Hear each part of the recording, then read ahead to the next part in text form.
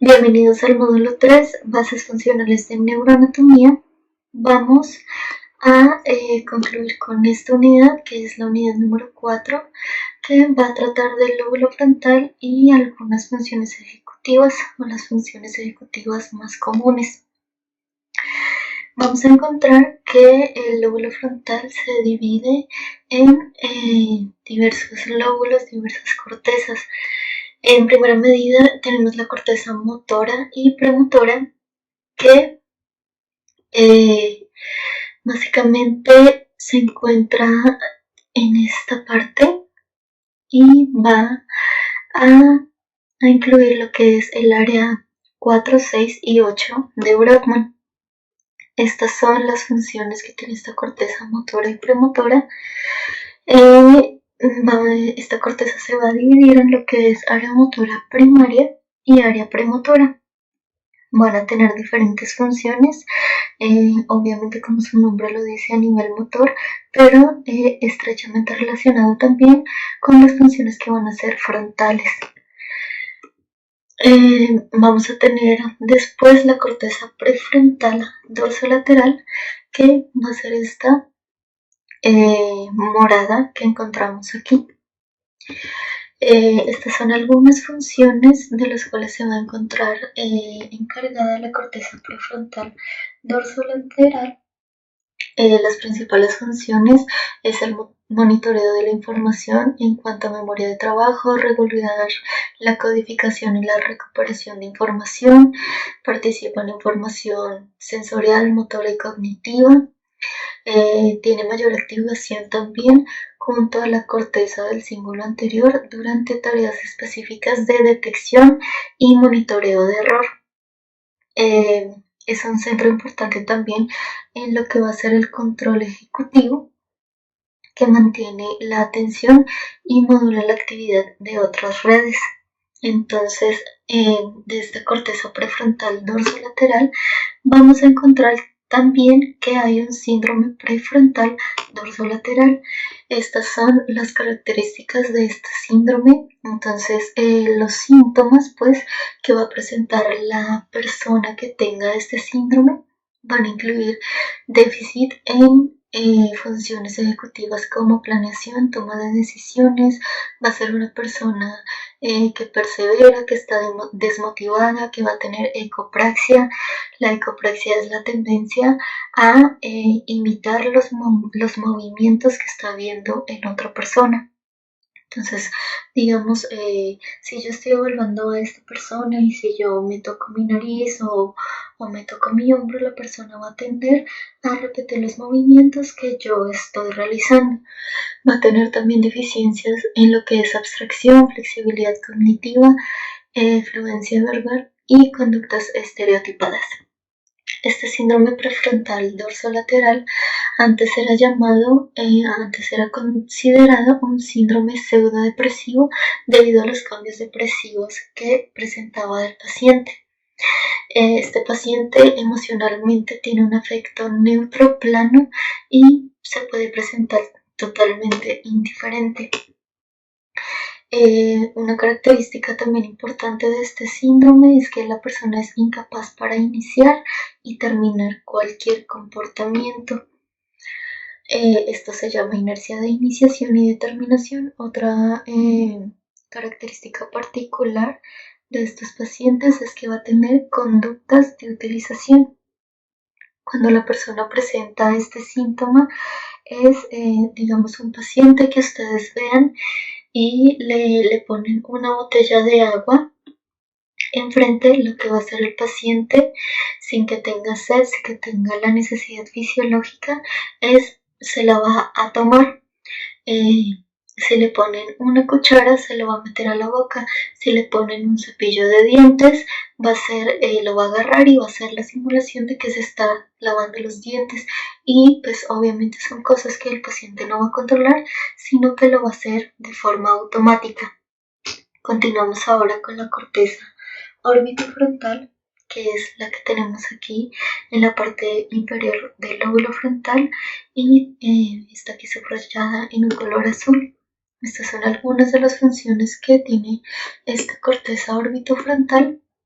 Básicamente es un área importante en cuanto al aprendizaje del valor de la recompensa y castigo. Este valor tiene que ver con el aprendizaje de la asociación de estímulo reforzador.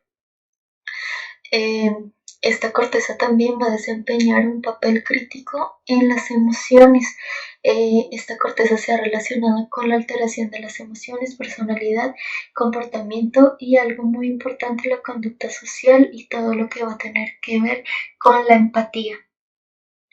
Está relacionada también con refuerzos de tipo abstracto, por ejemplo, ganar y perder dinero, que es la base para una función ejecutiva muy importante, que es la toma de decisiones.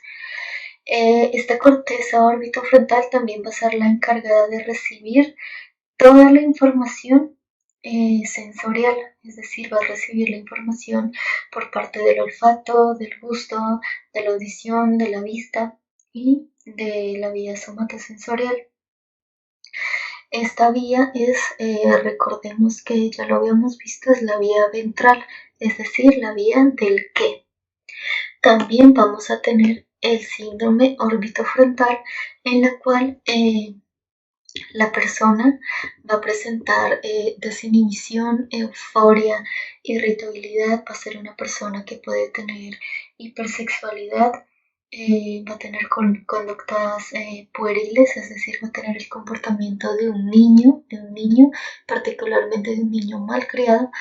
También puede presentar ideas megalomaníacas, es decir, ideas de grandeza, de que es una persona que puede decir que es un rey, o que su papá es alguien famoso, que su mamá es alguien famoso. Entonces va a tener este tipo de ideas. Va a ser una persona que va a estar haciendo muchas cosas al mismo tiempo, que no se puede estar quieto, pero improductivo al mismo tiempo, porque son conductas pues poco productivas, son conductas sin sentido. Las personas con síndrome orbitofrontal también tienen tendencias a tener trastornos del olfato o de la visión, y es muy común que tengan conductas de tipo antisocial. Este síndrome orbitofrontal antes era llamado síndrome pseudopsicopático, debido a lo que les decía anteriormente, de que muchos pacientes tienen comportamientos antisociales, no tienen control de impulsos. Son pacientes totalmente desinhibidos, lo que en la clínica llamamos es un paciente totalmente frontalizado. No tiene control volitivo de sus actos, pero sí tienen conciencia de los mismos. A pesar de que pueden distinguir lo que es correcto de lo que es incorrecto, ellos son incapaces de utilizar este conocimiento para regular su conducta. Este paciente se va a caracterizar porque va a hacer lo que él quiere cuando él quiere, sin preocupación por castigos, normas sociales. Obviamente tenemos en cuenta que esto es un síndrome, es algo causado por una lesión, por una patología a nivel cerebral, y pues es algo de lo que la persona obviamente no tiene control. El caso más común de este síndrome orbitofrontal fue el caso de Phineas Gage en 1868, en la cual a esta persona se le clavó una barra de hierro mientras estaba trabajando, en la cual pasó sobre su mejilla izquierda y atravesó todo el lóbulo frontal, específicamente por la corteza orbitofrontal, hasta salir del cráneo. Este paciente también tenía lesiones bilateralmente de regiones como la corteza frontal anterior y el sector más anterior del córtex del cíngulo anterior. Este caso es muy particular y también tiene mucha relevancia a nivel científico, debido a que, pues primero fue total milagro su recuperación, o sea, fue un total milagro que esta persona no haya fallecido, sino que también empezaron a ver cómo el lóbulo frontal tenía repercusiones a nivel de la conducta. Entonces, este fue un paciente el cual su esposa lo describía antes del accidente como una persona muy respetuosa, puntual, que respetaba las normas sociales, que, que era alguien políticamente correcto, digamos, por decirlo de alguna forma. Después del accidente, este paciente cambió su personalidad completamente, empezó a ser grosero, era impuntual, tenía conductas sexualizadas también, eh, toda su personalidad cambió. A nivel conductual empezó a hacer cosas también que no solía hacer, como el síndrome que les mencioné, es un síndrome orbitofrontal. Él no controlaba lo que hacía. Otra vez él podía distinguir que lo que estaba haciendo estaba mal, pero simplemente no podía controlar las acciones que realizaba. Entonces este paciente se recuperó de sus heridas a nivel físico, pero nunca volvió a ser la misma persona. Era grosero, irreverente, decía mentiras, se enojaba fácilmente, se irritaba, abandonaba sus planes, obviamente ya no rendía de la misma forma en su trabajo, tenía muchos problemas con sus compañeros, era obstinado, se burlaba y pues esto al final provocó que se quedara sin trabajo y también que se rompiera su matrimonio. Este paciente finalmente murió a los 38 años tras múltiples crisis epilépticas causadas pues por el accidente que tuvo. Otra parte del cerebro muy importante a nivel frontal es la corteza prefrontal ventromedial, que va a ser esta zona rosa que vamos a encontrar aquí. Estas son algunas de sus funciones y esta corteza está relacionada con procesos de riesgo-beneficio, la toma de decisiones y conductas también de tipo social, emociones. La lesión puede repercutir en una pobre toma de decisiones, es decir, sus movimientos van a ser lentificados y sus decisiones pues no van a ser tan apropiadas. También puede ser una persona que está desmotivada, indiferente, no tiene pensamiento creativo y tiene pobre inhibición en la respuesta. Es una persona también que va a carecer de expresión facial, va a ser una persona que se va a mostrar plana, como sin afecto, con un afecto totalmente plano.